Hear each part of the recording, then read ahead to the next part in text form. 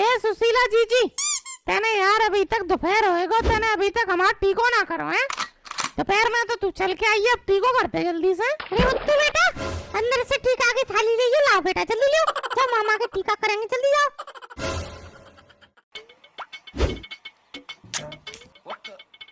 What's wrong with you? Low mummy टीका कर दो।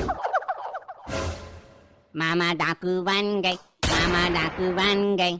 अरे सुशीला का कह रहे हो जी, डाकू बन गो मैं? अरे भैया काला टीका लग गया तुम्हारे। डाकू काम तो तुमने हमें कालो टीको लगाए दो। बारी बस सुशीला जी बा, 2 पैसा की अकल ना है तुमको। बच्चा थाली में कारो से उठा लाओ, तुमने लगाओ दी यही लक्षण है तुम्हें। अरे भैया हमको कहाँ बताती कि ये नासिमटो रोरी की जगह कारोची ले आगो, हमने नहीं देख पाया तुम्हारा। बारी वाह बहनिया, अकल का ससुराल छोड़ाई के रास्ते में गिराई, जो तुमने कर दो हमारे टीका। ऐसा है, हमसे बदतमीजी में बात ना करो। अब गलती होएगी तो होएगी, अब क्या करें हम।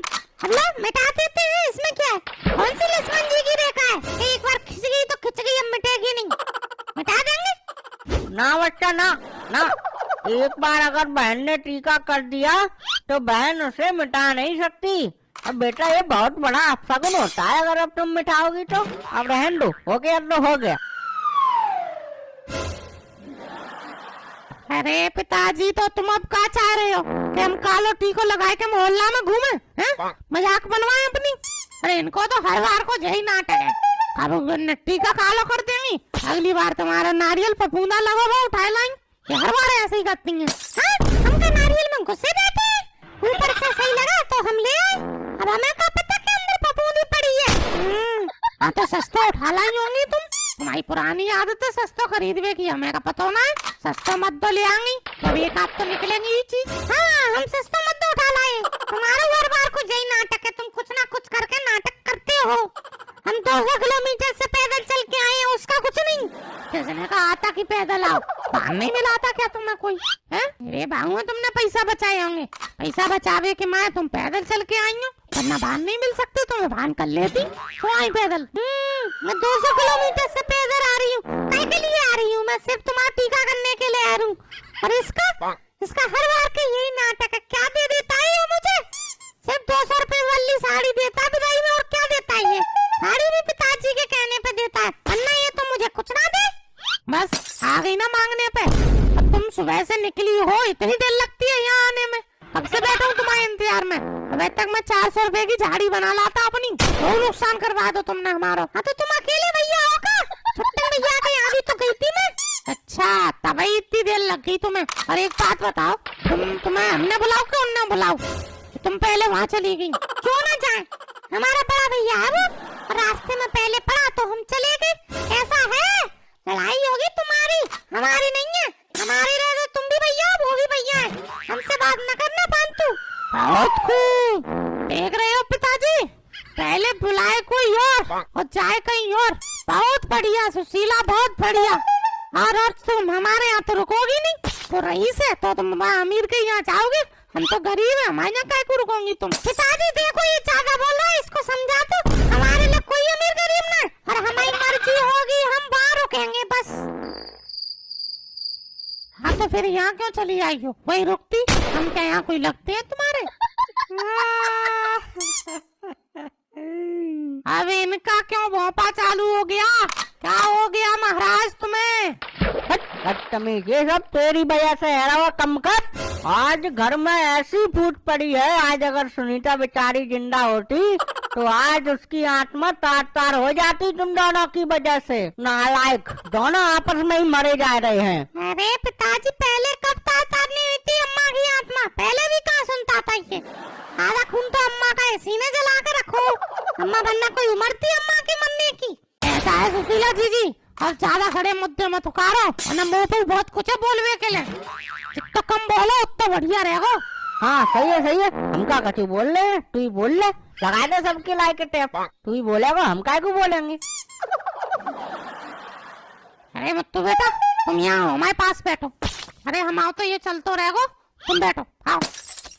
हाँ यही अकल है तुम्हारी। बेचारा भांजा आया है, उसके पैर भी नहीं छुए। यही संस्कार दिए थे क्या हमने तुम्हें? अरे पिताजी जी, तो सब बच्चा जाके पैर छूंगो अच्छा लगेगा।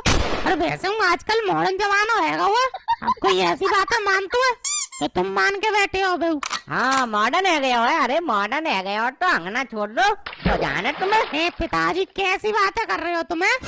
ए आदमी खाएगा तो कहीं ना कहीं से तो निकालेगा।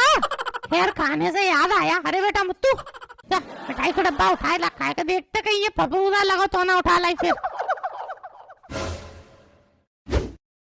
हाँ, छी।